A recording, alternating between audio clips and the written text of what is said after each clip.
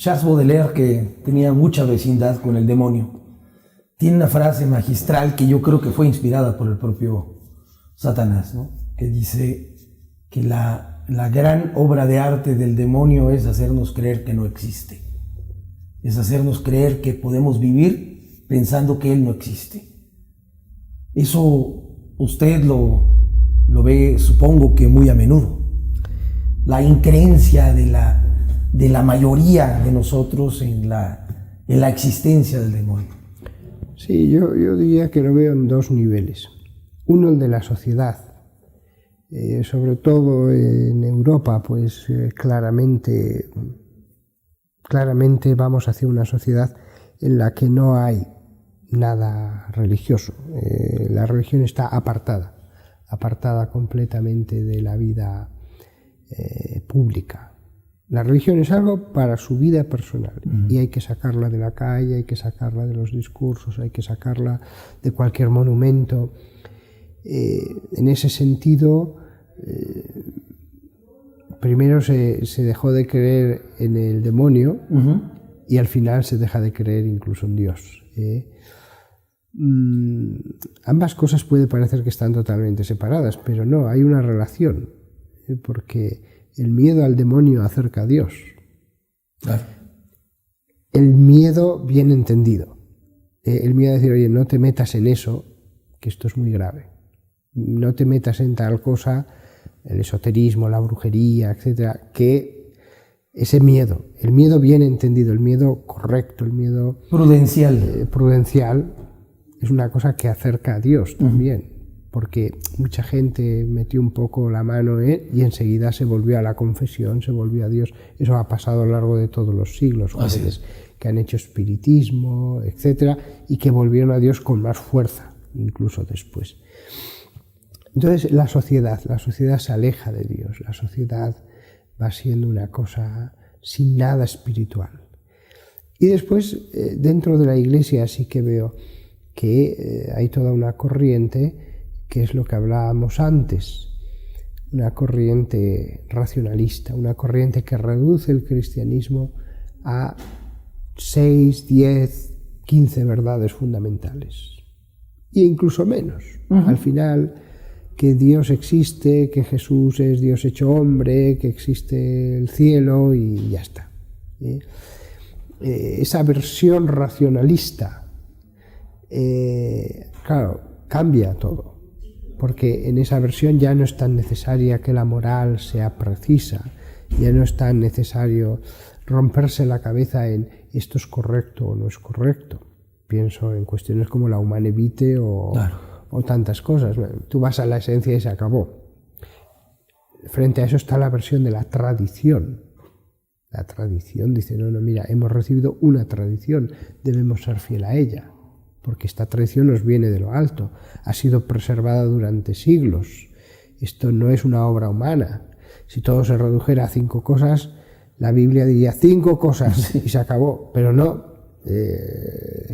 Jesús dice más de 5 cosas en el Evangelio. Entonces... Perdón que lo corrige, más de 5 cosas en una sola frase. Si analizamos los versículos, hay información muy detallada acerca de teología dogmática. Por supuesto. Entonces, creo que está por un lado la sociedad y por otro lado esa corriente dentro de la Iglesia contaminada por la sociedad. Claro. Sí, y esa sí que me preocupa, sobre todo en países como Austria, Alemania, Suiza. Creo que podemos esperar en el futuro algún susto de grupos de sacerdotes que se unan y que los católicos debemos entender que esto es algo que puede suceder y mantenernos firmes en la tradición. Se habla mucho en la literatura y en la historia también del anticristo, de la llegada del anticristo. Ha habido muchos, el padre Elías, ¿no? El libro de O'Brien en Estados Unidos, que me parece que es sintomático de un pensamiento muy extendido en la Iglesia. El anticristo no va a ser un Hitler, sino al contrario, se va a presentar como alguien bondadoso, como alguien humanista, como alguien que prefiere sacrificar a los pocos para darle el bien a los muchos, etcétera, etcétera. ¿Qué es el anticristo? Bueno, lo primero de todo, usted no ha caído en ese error, pero algunos de los que nos escuchen sí que caerán en ese error. El anticristo no es el demonio. No. Mucha gente que nos escuche piensa que el anticristo es el demonio. No, el anticristo es un ser humano. En el Apocalipsis, porque fuera de las cartas de San Juan solo es mencionado en el Apocalipsis, esencialmente es en el Apocalipsis. Uno es Satanás, el dragón, y otro es el anticristo, que es un nombre, anticristo. Es decir, lo contrario de Cristo, y Cristo es un nombre. Pero además, expresamente se dice en el Apocalipsis que el número del anticristo es el 666, y es número de hombre.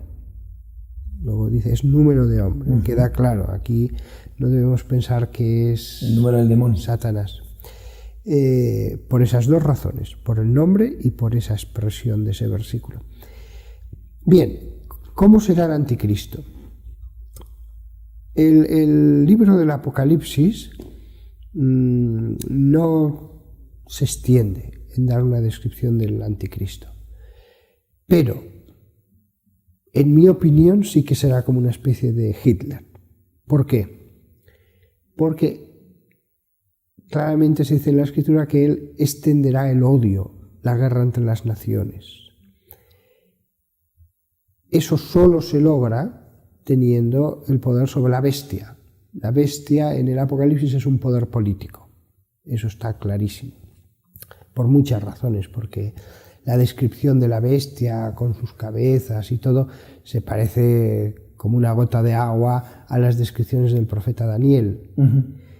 Y en el profeta Daniel sí que hay una explicación de qué significan las bestias. Entonces, un libro ilumina el otro libro. Por otro lado, se dice que la bestia tendrá 10 cabezas. Y el ángel le dice a Juan que cada cabeza será un rey que tendrá dominio sobre la bestia.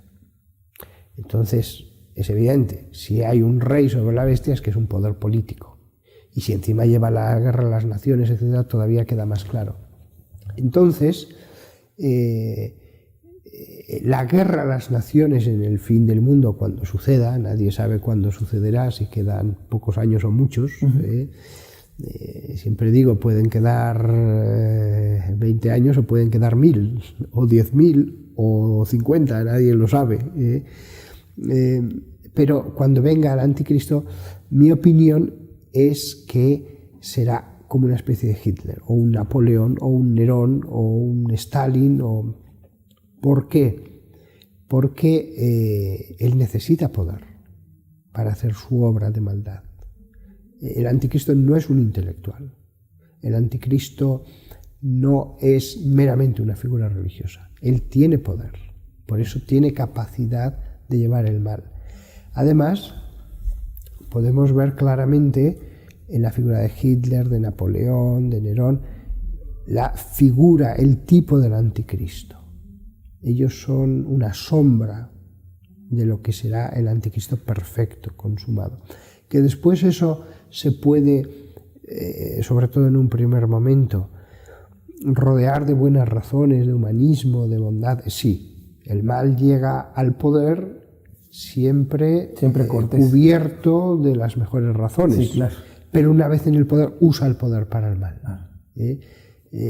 Siempre se llega al poder, aunque sea por la libertad, en defensa de la libertad o lo que sea.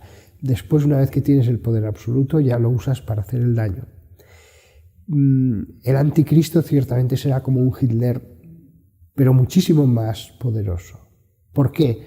Porque gracias a él, por ejemplo, comienza la persecución contra los elegidos de Dios, es decir, los creyentes.